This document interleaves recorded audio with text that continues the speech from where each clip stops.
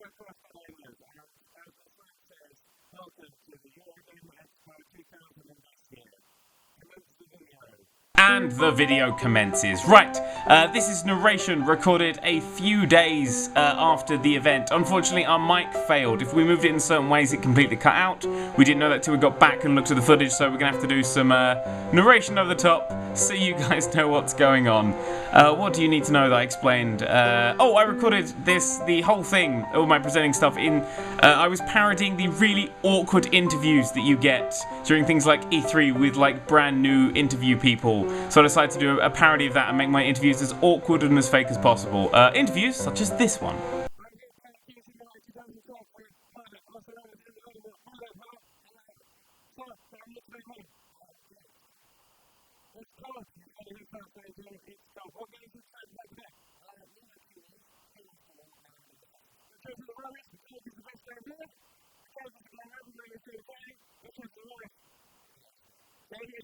Like I said, as awkward as humanly possible. Huge thanks to Martin, it was good fun to do some stuff with. I love this crowd shot simply for the fact that the only thing currently standing out is Snake, which is just a beautiful, delicious irony. But yes, thanks to Martin for being in this. It's not like we had any other really important things to announce while we were here.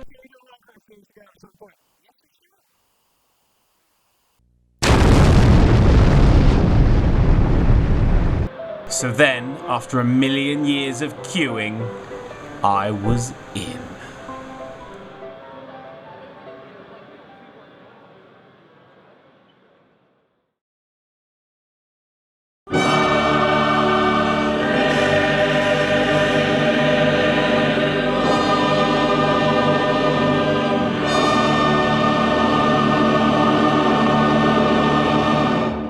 Right, enough silliness, let's get on with the games. First up is Double Fine's new game, The Cave. This is being made by Mr. Ron Gilbert of Monkey Island fame. And oh boy, is it good. It's a platformer mixed with a point-and-click adventure, so it's a platformer adventure, and I don't like the sound of that, so henceforth it'll be known as a runny-jumpy adventure. And so, yeah, this runny-jumpy adventure features a cave that 7 people descend into. You pick 3 of them at a time, 3 of these characters at a time. They all have special abilities. I'm not going to spoil any of them because it's quite fun working out how the special abilities work. But you pick 3 at a time, go around the cave, and you can unlock different areas depending on which one you have. Lots of puzzle solving to do, lots of exploring to do. The humour was top notch. Really early build, it's not out till next year, and yet it still had a nice layer of Double Fine shine on it, so fantastic voice work, very silly puzzles, and actual proper yes moments when you solve the puzzles, which you don't really have in adventure games anymore. So it is proper, I thought this through, this was a logical thing to do. So yeah, hardly any moon logic, proper puzzles, and good platforming. This is basically Game of the Year 2013 already. So before we get to the next game, I will say that lots of people came up and said hi to me while I was at Eurogamer. If you were one of those people, hi. If you were one of the people that missed me, hi. But the people who did come up to meet me and said hello, I interviewed all of them, so I will be having lots of fan interviews throughout this. I would have got developer interviews, but there are hardly any developers actually there at the thing. So pretty much all the interviews from this point on are all fans. And yeah, I kept the awkward thing going.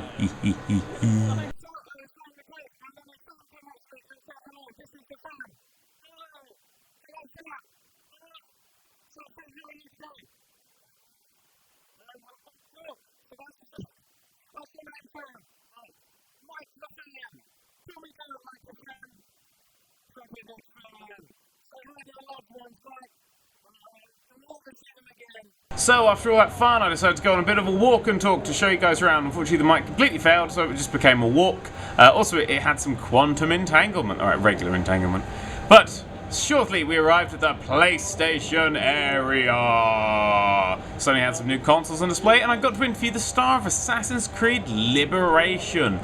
Ooh, she wasn't much of a talker for some reason, but then I got to play Assassin's Creed Liberation. For those of you who don't know, this is the PS Vita exclusive version. It's sort of going to come out roughly at the same time as Assassin's Creed 3, and it is essentially an entire Assassin's Creed fully portable. The only slight problem I had with it was the frame rate was a little slow. The frame rate was running, it seemed to be running about 20 frames per second, so there was a slight lag to everything, but this was an early version, it wasn't a finished version, so that may get cleared up by the final release, but look out for that in the reviews before you buy it. But apart from that, it was a full Assassin's Creed, and I mean mean full. Everything you can do in Assassin's Creed was there. The world was huge. There was loads of stuff. Plus, you feature a brand spanking new character, brand spanking new story. It's not just Assassin's Creed 3 remade for Vita. It is a whole brand spanking new game. It ran smooth, loaded quite quickly, and it was gorgeous. Well worth looking out for.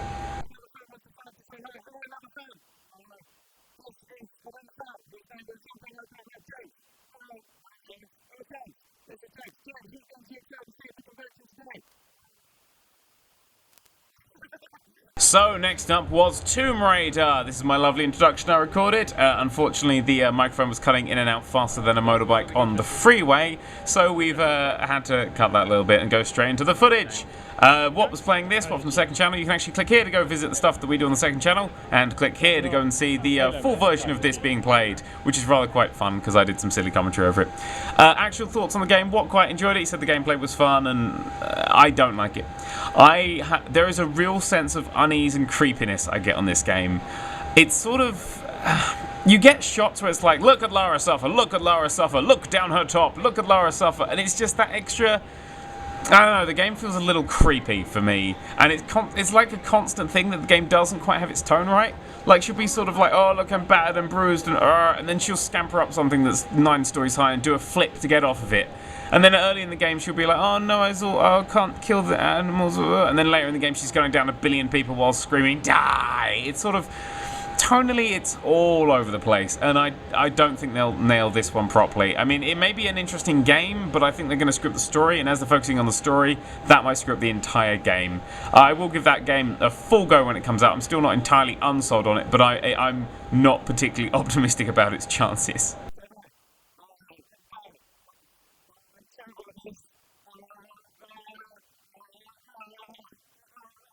Next is Assassin's Creed 3. We couldn't actually record any footage here, so I'm going to have to talk very quickly because I don't have anything to place here. Assassin's Creed, my review is Happy Face. Basically, the boat stuff is incredible. I mean, seriously incredible. Why am I spinning? The boat stuff really is brilliant. The rest of the game pretty similar to the other Assassin's Creed, but the boat stuff may be worth buying the whole game for. Very excited for Assassin's Creed 3. Next up, Far Cry 3. Now this is a good game.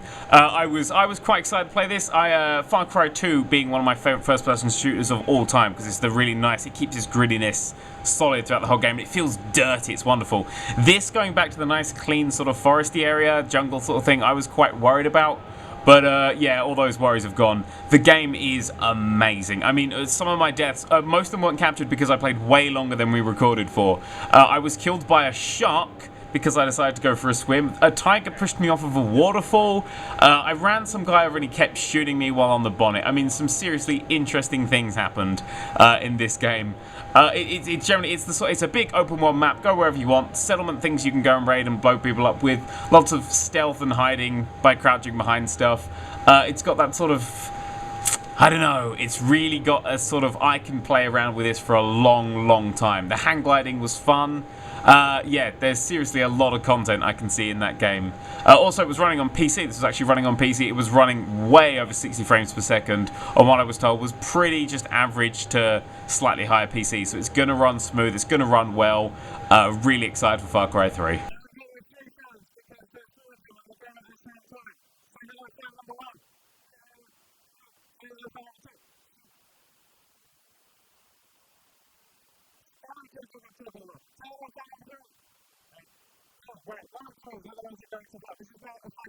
Next up was Nintendo Land! Look at the size of this Wii U controller. Boop! Okay, that's not a Wii U controller. I didn't actually bother to play the Wii U. The cube was far too big.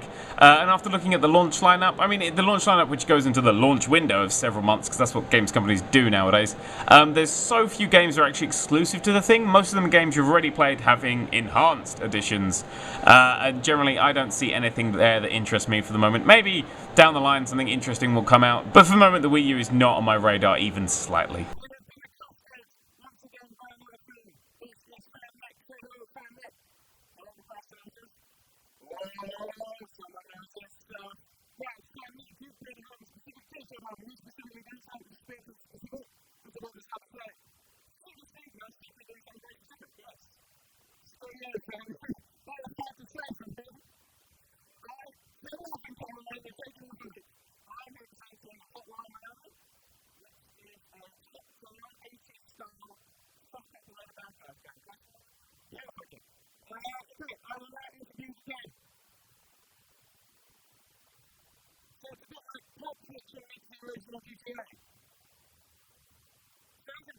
So next up is Hitman Absolution. Now, if you follow me on Twitter, you should be very aware that Hitman is one of my favourite series of all time, and this new game is making me very nervous because I'm not particularly...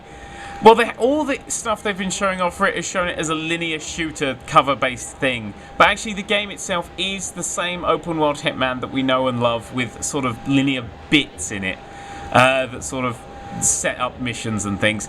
I'm still not 100% sold. I did have a bit of fun. I did manage to kill a guy. I actually, in fact, just ran up and strangled him during this playthrough, just to see if you could. I mean, that's the whole point here, man. It's just to see if you can. There were interesting things going around I could spot on. The only thing I didn't like was the constant hint thing flashing up constantly. Just hint, hint, you have a hint now. I hope there's a way of turning that off. I couldn't find one in the options. But generally, it feels... It doesn't look as nice as the old Hitman games. Hitman used to go to really interesting locations. This felt just sort of like a place that was in the world. Hitman never really went to places that felt like they were in the real world. But yeah, maybe this is sort of... I'm going to still play this, and it's got on my, okay, I'll actually get this radar, but it's not on my, I'm very excited about this radar yet. But maybe the full game can, fix that for me.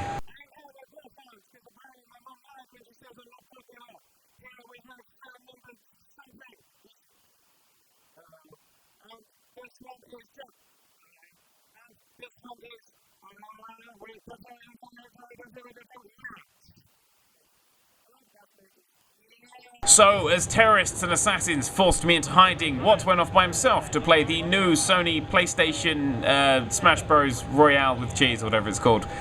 He is a huge Sony fan, he is a huge Smash Bros. Fan. He said this game was chaotic and not fun in the slightest.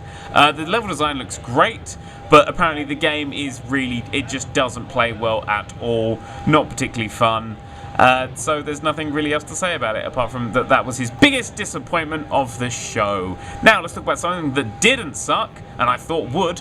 I didn't get any footage for this, so this is going to be an incredibly short amount of footage, but Metal Gear Rising was probably my game of the show. I can't wait to play it. My 2-word review is holy shit. Pre-order that game now.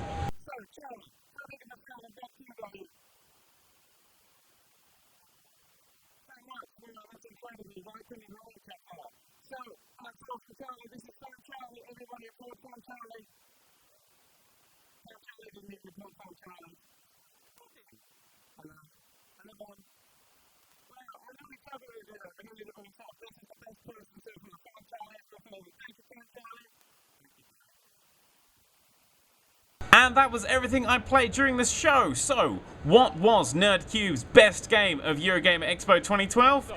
Metal Gear Rising Revengeance. Came out of nowhere, wasn't excited for it at all. Now I've played it. It is amazing and properly hard. They're actually giving out special awards for people who could actually just complete the first level. Okay, that's how difficult this game is. Properly good. Get excited for that. Right, one more fan interview and then we will call it a day.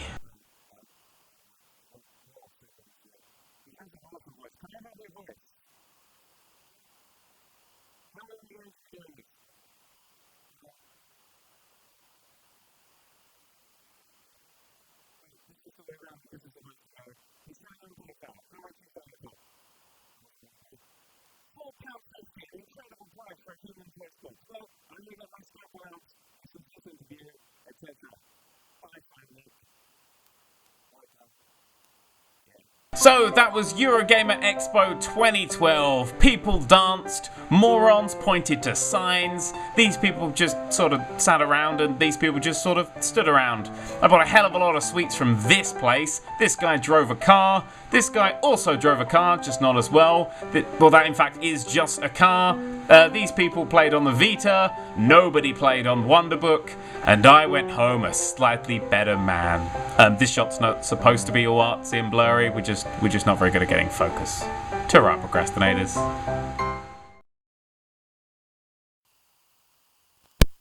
Didn't even turn the mic on. Again, mine's not as professional as an outfit as yours. You call this professional?